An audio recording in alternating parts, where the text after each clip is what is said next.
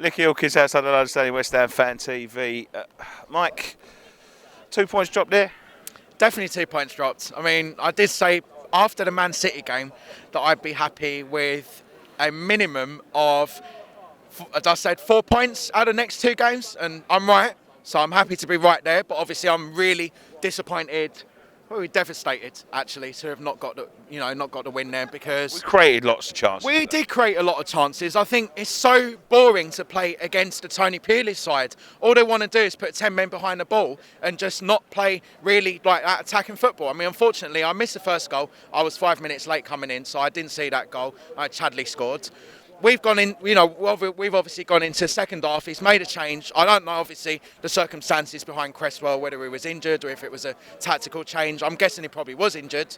My actual opinion was that if he hadn't got injured, I would have actually taken Antonio, because Antonio was far too isolated up front, in my opinion. So I actually think, as much as people don't like Antonio being played at right back, I'd have actually put Antonio at right back. I'd have shifted Kouyaté into the midfield, and at half-time I would have actually taken off Figuli, obviously the eventual goal scorer of our equaliser. Good finish.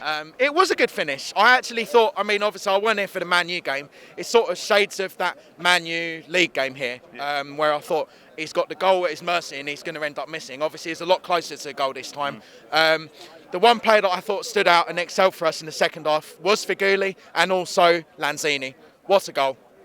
What a goal. I think he can be our new Payet. I shouldn't really sort of say that name anymore, because he's done at the end of the day.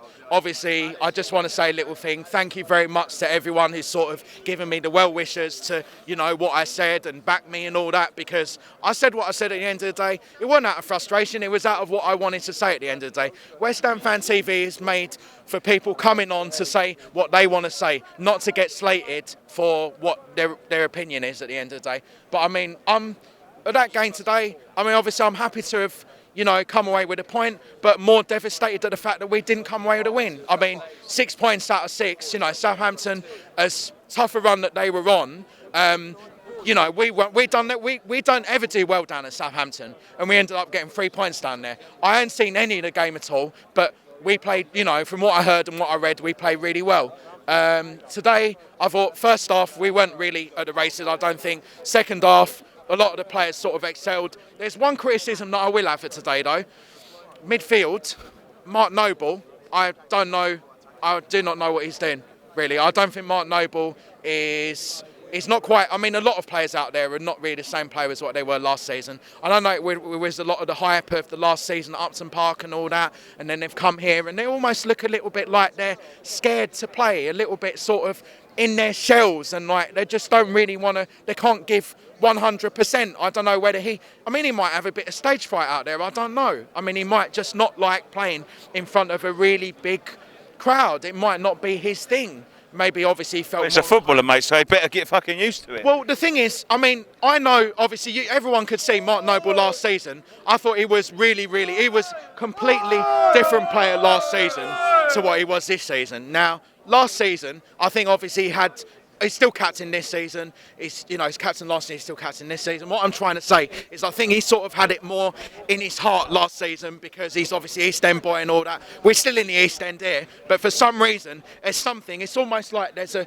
He left a bit of his heart at Upton Park. Yeah. Right, I've got to move it on, because refereeing the performance today wasn't very good. Absolutely diabolical. I think... What really wound me up is like any time a West Brom player went down in the box, usually it was because it was a foul against them, and usually I think there was at least one or two occasions where the players went down. This is a typical Tony Pulis side, where the players go down and it should have been a penalty. I think we should have had at least one penalty today. One of the players went down, and I thought, well, that's like play acting. The disallowed goal, I thought, was...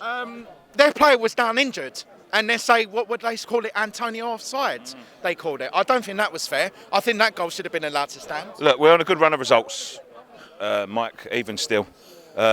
One win, one loss in the last 8, I think it is. That's Man City. Watford in 2 weeks.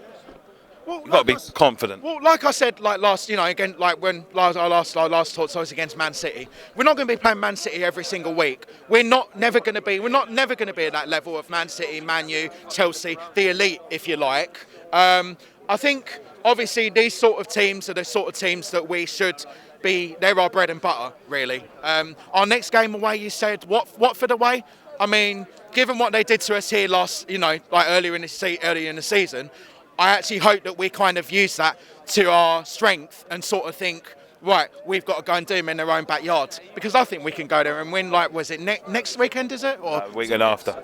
Like 2 weeks time, because of we couldn't obviously out of the FA Cup. So Yeah. I mean, yeah, Nice rest, get our players back and upwards and onwards. Yeah. Yeah, I think so. I think the only thing that's also disappointing is the fact that in the transfer window, we knew that we needed a striker, someone that could actually stick the ball in the back of the net. I know we got Andy Carroll, but obviously, yet again, Andy Carroll, injury curse has struck again. We don't know how long he's going to be out for. I've got to say one special mention today, and that's for Slaven Bilic. Slaven Bilic, you are loved here. You are absolutely loved. I cannot understand people that I see on loads of forums and places and stuff that I read that want him out of here. Why would they want him out? He's done a great job. I mean, given what he's had to contend with this season, I mean, obviously last season it was high pressure on him because it was last season at Upton Park and all that. This season he's had the whole Payet saga to sort of deal with. So I think he's come out of that, with like shining stars. I think he's come out of that very, very well. So, well done, Bilic. So I keep up the good work. All right, cheers, Mike. Thanks for joining us, mate. Cheers, pal. Appreciate that.